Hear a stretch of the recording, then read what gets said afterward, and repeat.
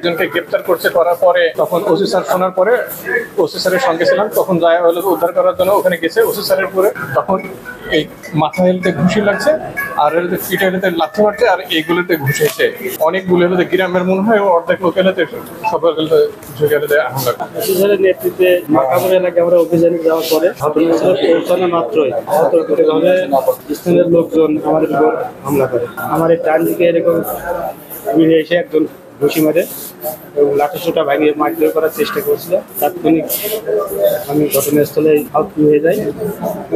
আমার সহকর্মীরা সাদা ধরে আমাকে লাইট উঠায় এবং আমি চিকিৎসার জন্য স্বাস্থ্য কমপ্লেক্সে সন্ধ্যার সময় আইন শৃঙ্খলা বাহিনী তাদের কাজ করতে গিয়ে বিভিন্ন লোকজন তারা আঘাতের শিকার হন এবং 7 জন আমাদের এখানে আসেন। তার মধ্যে যদিও বেশিরভাগেরই সামান্য আঘাতপ্রাপ্ত হয়েছেন, কিন্তু একজন ওনার মাথায় আঘাত লেগেছে এবং উনি কিছুটা অসুস্থ বোধ করে, তাকে আমরা ভর্তি রেখেছি। একনল হ্যান্ড ওয়াশ 100% প্যারাবেন ফ্রি, তাই নিরাপদ হাতের জন্য আস্থা রাখুন একনলে। আর বাকিদেরকে ফার্স্ট এড দিয়ে আমরা আপাতত চিকিৎসা দিয়ে সম্পূর্ণ করেছি। আমরা আমাদের সাব ইন্সপেক্টর মেহেদি হাসান মারুফ এবং এসএ উত্তম নিয়মিত মামলার আসামি ধরার জন্য মাকাপুর থানায় যায়। সেখানে সিয়াম নামের একজন মামলার ইধার নামেও নিয়মিত মামলার আসামিকে আটক করার পরে কিছু দুষ্কৃতিকারীরা তাদের কাজে বাধা দেয় এবং তাদের আসামি তাদেরকে সেটিয়ে দেওয়ার চেষ্টা করে। তো এক পর্যায়ে আমি খবর পাই, আমি অফিসার ইনচার্জ এবং আমার সঙ্গীয় ফোর্স অফিসার নিয়ে আমি দ্রুত ব্যাকআপ টিম হিসেবে সেখানে উপস্থিত হই এবং দুষ্কৃতিকারীদের হাত থেকে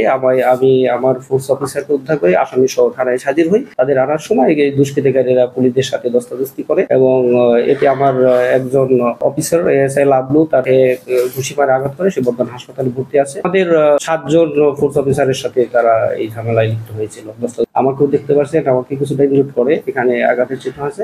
তো যেহেতু তারা দুষ্কৃতিকারী পুলিশের সরকারি কাজে বাধা দান করছে, আমরা তাদের বিরুদ্ধে নিয়মিত মামলা নেব। সে একদিন আছে। বর্তমানে সার্বিক পরিস্থিতি ভালো আছে, আসামিকে আমরা নিয়ে এসেছি, আইন শৃঙ্খলা ঠিক আছে।